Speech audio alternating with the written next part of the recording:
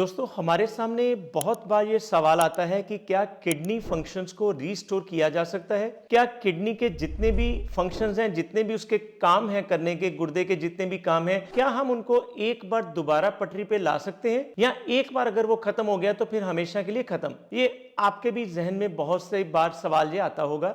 Yes, we can restore. हम kidney के functions को रीस्टोर कर सकते हैं। हम बता सकते हैं आयुर्वेद के माध्यम से कि किस तरीके से जितने भी किडनी के फंक्शंस हैं, आप सब जानते हैं गुर्दा हमारे एक्सक्रीशन का काम करता है। हमारे शरीर में जितने भी विषैले तत्व हैं उनको यूरिन के रास्ते से बाहर निकालने का काम करता है। और किसी वजह से अगर क्रॉनिक किडनी डिजीज हो जाती है, नेफ्रोटिक सिंड्रोम हो जाता है, एक्यूट किडनी डिजीज हो जाती है, तो ये जितने भी सारे काम हैं ये कम होने शुरू होते हैं। उनको हम आयुर्वेद के माध्यम से बिल्कुल रीस्टोर कर सकते हैं। आयुर्वेद में ऐसी कई 5000 साल से जड़ी बूटियां ऐसी चली आ रही हैं जो कि इसमें बहुत अच्छा रोल प्ले करती हैं। और यकीन मानना, आज की डेट में भी आयुर्वेद विज्ञान की ऐसी पुरातनतम चिकित्सा प्रणाली है जो कि उसकी चिकित्सा की कैटेगरी में पूरी खरी उतरती है। यानी कि सबसे पुरातन भी और सबसे वैज्ञानिक भी, हर चीज का इसमें सॉल्यूशन बताया गया होता है कि किस तरीके से हम किडनी के फंक्शंस को बेटर कर सकते हैं। चाहे वो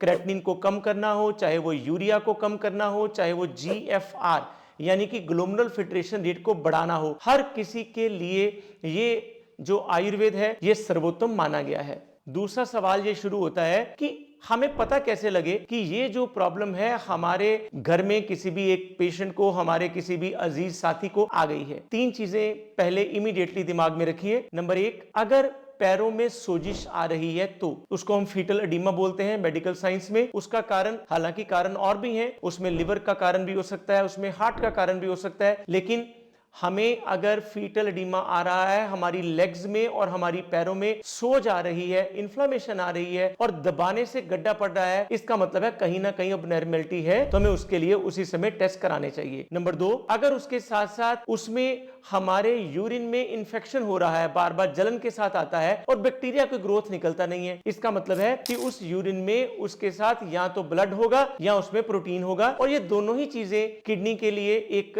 अलार्मिंग साइन होता है।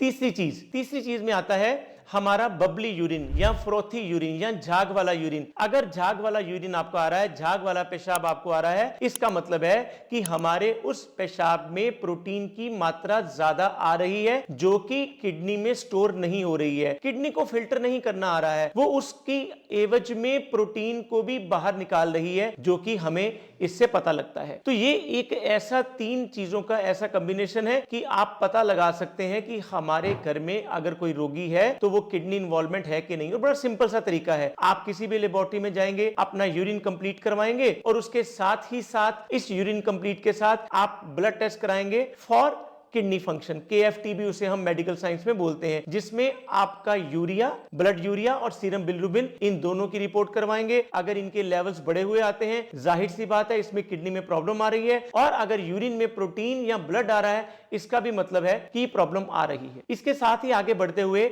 इस चीज को जरूर ध्यान में रखना है कि निदानम परिवर्जनम, हमें निदान का परिवर्जन करना है। यह आयुर्वेद का एक प्रमुख सूत्र है। आयुर्वेद योगाश्रम में हम इसको बहुत प्रमुखता से ध्यान में देते हैं, यानी कि हमें कॉज का पता हो। आपको जानकर हैरानी होगी कि सबसे बड़ा कॉज जो है वो डायबिटीज का है। अनकंट्रोल्ड डायबिटीज, यानी कि जो हमारी डायबिटीज कंट्रोल नहीं हो रही है, वो कहीं ना कहीं से हमारे अंदर किडनी की प्रॉब्लम को पैदा करती है। क्योंकि जब वो डायबिटीज लगातार अपने काम करने में अक्षम होती रहती है, तो उसका हमारे एक्सक्रीशन की तरफ, हमारे बाहर के निकालने की तरफ उसका ध्यान हमारे सिस्टम की तरफ पड़ता है, और वो उससे सबसे पहले डायबिटिक नेफ्रोपैथी की तरफ लेके जाती है, यानी कि हमारी किडनीज के ऊपर उसका पहला असर होता है। नंबर 2, उसके साथ आता है हमारे अंदर से उसके साथ ब्लड प्रेशर का अनकंट्रोल्ड होना। हम अक्सर ब्लड प्रेशर को इग्नोर कर देते हैं कि कोई बात नहीं जी, हमें थोड़ा सा कुछ ओवर खा लिया होगा इसलिए ब्लड प्रेशर बढ़ गया होगा, अपने आप 2-4 दिनों में ठीक हो जाएगा।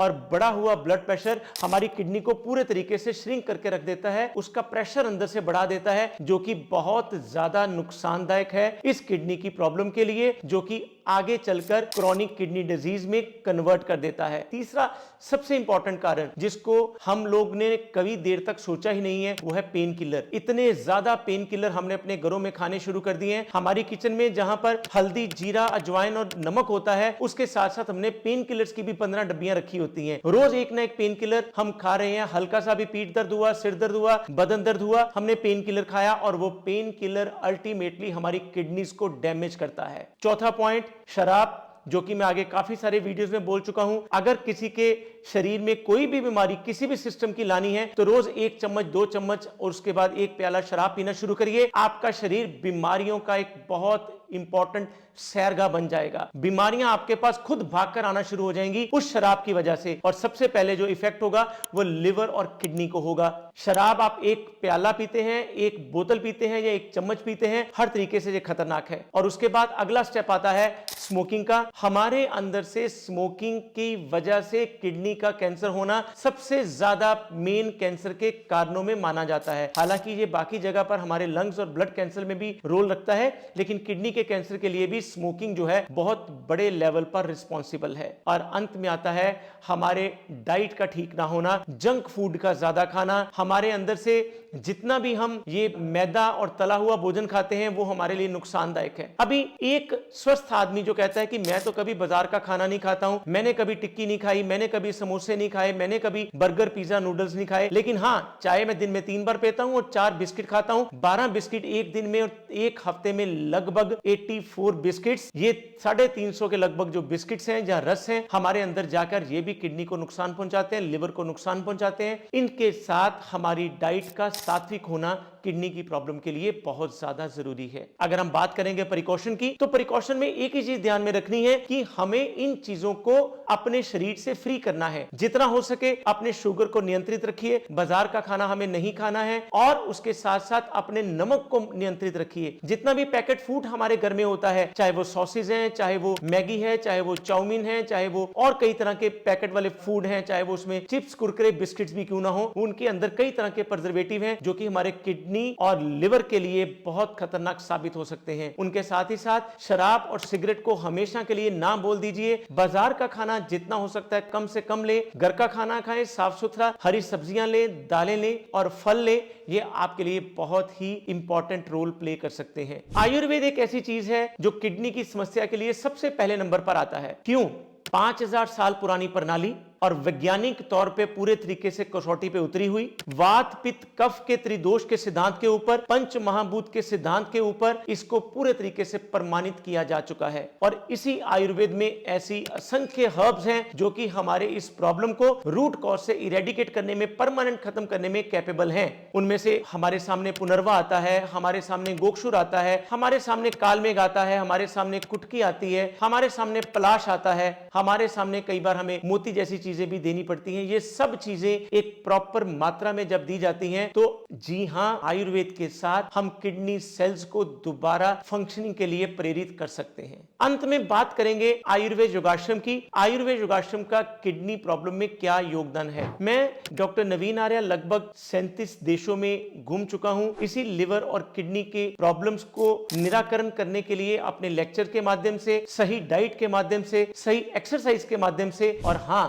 सही हर्बल कंपाउंड के माध्यम से लगभग 30 वर्षों का अनुभव और 37 देशों में इनके अलग अलग पेशेंट की कैटेगरी को जब हम देखते हैं, बात करते हैं, तो एक ही चीज मैं बोलता हूं, आयुर्वेद इकलौती ऐसी चिकित्सा प्रणाली है जो कि पर्सनलाइज्ड होती है, जो कि आपके लिए अष्टविध परीक्षा, आपके लिए त्रिदोष की परीक्षा, आपके लिए पल्स डायग्नोसिस, आपके लिए आहार का परिमार्जन करना, आपके लिए डाइट को बताना, आपके लिए योग को बताना, इतनी सारी फैसिलिटीज के साथ लगभग 12,000 से ज्यादा पेशेंट हम ट्रीट कर चुके हैं आयुर्वेद योगाश्रम में किडनी और लिवर के। तो एक अंतिम संदेश आपके साथ मैं जरूर शेयर करना चाहूंगा। अगर आप या आपके घर का कोई भी ऐसा मेंबर जिनको डॉक्टर्स ने बोल दिया है कि इनका यूरिया क्रिएटिनिन कंट्रोल नहीं हो रहा, अब इनके लिए डायलिसिस करवाना है या इनको किडनी ट्रांसप्लांट करना है या इनका डायलिसिस चल रहा है, तो एक बार हमारे नीचे लिखे नंबर पर जरूर संपर्क करें जो कि हमारा किडनी का हेल्पलाइन नंबर है। हम उनकी हमारी रिपोर्ट्स हमारी टीम के साथ शेयर करिए, अपनी प्रॉब्लम को पूरा डिस्कस करिए और उसके साथ आप भी